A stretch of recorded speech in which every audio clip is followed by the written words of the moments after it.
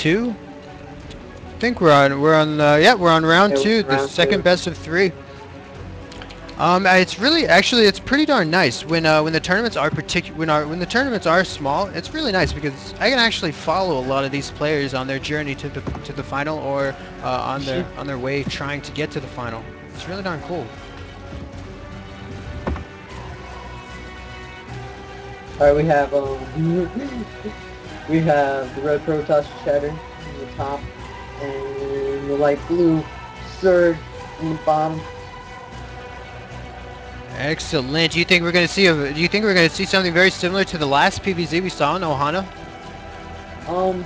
Probably. There's a weird pylon placement for Cheddar, but we see Zerg actually gaining early supply block. Gonna have to do the extractor trick. Yeah, this is what I think Cheddar wants to do. Is he wants to go ahead and plot that core on the high ground to go ahead and hide the timing of his core. A lot of times, if Zergy goes ahead and sees the chrono boost on the core, they could go ahead and assume that some kind of aggression is going to come right around the 6 or 7 minute mark.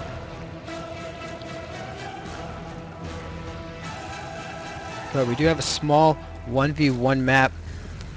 And I want to go ahead and watch these towers the whole game. I want to see a battle for these towers. I want to see both players saying no. I want both of them. There's a Forge fastest thing coming out. Cheddar's gonna sit here and deny second for Zergy. Excellent. So this is a little multi-task training that really every race should be doing against an opponent that they think is going to try and grab that macro advantage and plop down that expansion real soon. But Zergy's actually going for the spawning pool first. Now heading over to take his second, or at least shoot away that probe. Yeah, I think we've only seen hatch first once so far today, and then every other game we've been seeing this pool first. This is, like, I don't know why I6 didn't do this last game, or in any of his games, but that's a great way to deny it. I mean, now he has to move and take his third. Canceling that pylon still, if he was sat there and attacked, it would have been more cost effective and we keep that up. Yeah, the third is going to go down, which just means that his natural was technically taken just a few seconds later. It will push it back a little bit, but this natural is going to be taken really darn fast afterwards. Third was actually denying Cheddar's extra level in that. Actually, Cheddar's now floating like, alright, now he's going down. Stuff. He was floating 600 before he could put that down, so denying that for quite a bit. Yes, and maybe it's maybe the cost of this probe micro kind of cost him a little bit on the economy wise, or on his opener. Gonna head over to the third, maybe try and cannon it out. Not a bad strat right now. And here we go. The money is accumulating for Zergy McFerguson, Blackvenom, and he's going to go ahead and plop down this hatchery as soon as he can. We're going to see a 4-minute and 25 hatchery. And when Zerg goes ahead and grabs that third, it is instead of their natural, that's exactly what you're going to see. You're going to see this very fast 3 bases, which can leave Zergy a little vulnerable if Protoss wants to go ahead and punish him for such a fast 3 bases. Definitely. We still see no gas coming from Zerg, so that we can probably predict that it's going to be a very macro-heavy game right now. Still Silver Lord showing up in Cheddar's base. Not much going on right now. So what I think we're going to see is a really delicate time where Protoss is going to make an army, but there's going to be a time where these 3 bases, once they get saturated, the Larva can go ahead and go to the army, and it's just going to be too much for a 2-base Protoss to handle. But there's going to be a delicate time before his bases get saturated, that his army is going to be able to outmass the Zergy's army. Definitely.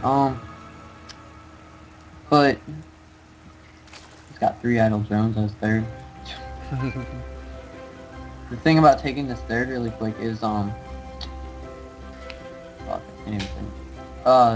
it's not really that big on how it's big on the income and all, but what you want to really think about is how much larva he's going to be getting. Even though that that push is going to come and he's not going to be able to defend, if he can just hold it out a little bit and just keep that larva coming, have those unit productions, It'd be a really scary moment for Zerg, for Protoss. Nice, nice, absolutely. But Zerg right now just droning their little heart out. So it does look like so far for Protoss we're seeing a standard expansion with a very fast robotics to follow it up. I wonder if we're gonna see a very similar immortal push coming up.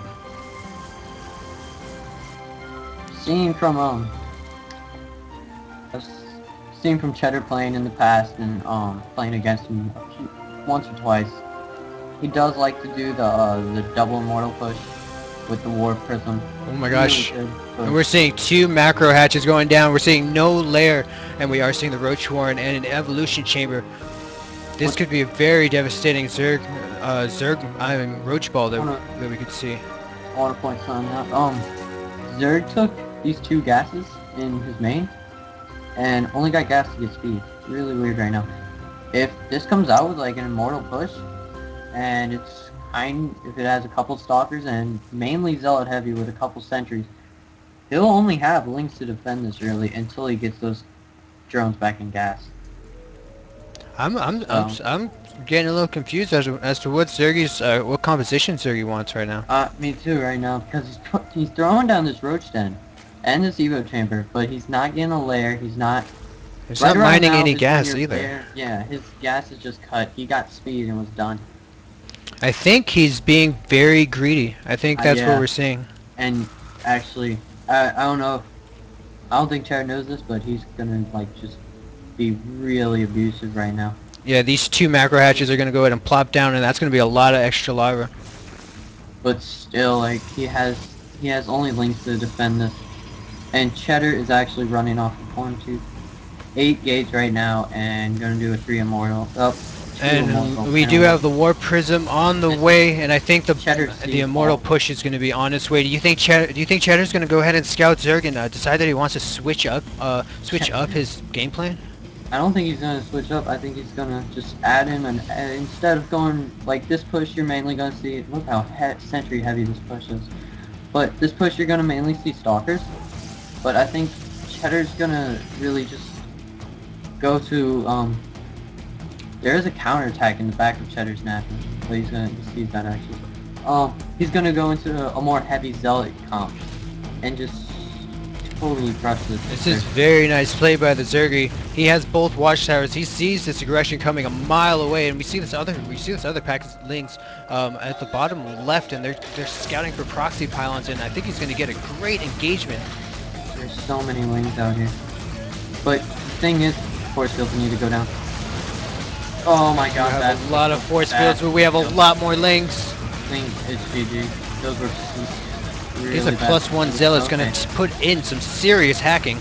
Still working in a lot of zealots. He really needs to donut those sentries, but instead he really walled them off. This is looking really horrifying for BCNCheddar. That was very all-in. And we are seeing, it does look like we're seeing a little BM.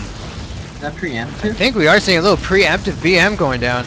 We're seeing nothing but links from Zerg. He has saturated all of his bases. He's taking almost no gas. He's taking the gases from his main. And we're seeing so many links coming out of these hatcheries. I think we are seeing a little BM from our opponent. I think that was supposed to be BM. I don't know though. I think it's, I'm pretty sure. But we have a huge, we have a nice sexy ball of zealots, and these zealots are going to be able to take out all these links, I think. And put it, okay, playing down the double gateway, great. Finishing that wall off, even gonna save this one. Gateway. No. What Cheddar's actually doing is a very all-in strat, because he cuts probe production for it. Can't really go back, he has to deal with this. Yeah, absolutely. And Zerg has gone into roach production, and all of Cheddar's immortals are gone. Absolutely, those links took out the immortals, and now these roaches are going to go ahead and go ahead and clean up. But this is a lot of zealots, and I think if they stay together, that they can take out infinite amount of links. Definitely, but the thing is that if he gets root, which I don't believe he does, right now this is basically an 8 gate. Like, it's just gonna be, Stalker, There's Zealot. some more. These zealots are eating up these lings. These lings are Yeah, disappearing these so zealots- fast, leaving these roaches These all zealots alone. are doing damage. Leaving these roaches all alone. These zealots are putting in work. Let's go ahead and I'm gonna go ahead and try and click on a zealot here and there. We have 2 kills over here. 14 kills on one of these zealots. 3 kills, 9 kills. 11 roaches coming out. But we are gonna have a Oh. huge pack of roaches. I think this But is gonna be very close. Can he defend it? He's actually bringing his queens down, which isn't that smart. It's going to let Cheddar pick those off, and if he doesn't have queens, he doesn't have that much larva. He's working off of, like, I believe 1, 2, 3, 4. He's working off 5 bases right now. And we're seeing You the see? power of zealot and stalkers in combination. Yeah. Now he is able to make a lot of units, but unfortunately they're gonna go ahead and engage one at a time. Yeah.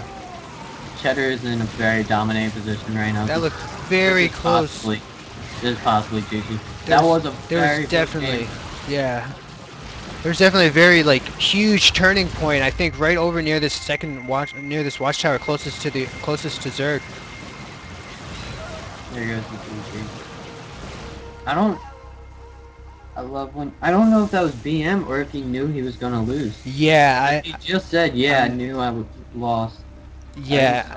I think I'd give him the benefit of the doubt because I don't know, but yeah, Cheddar, I'm not sure either.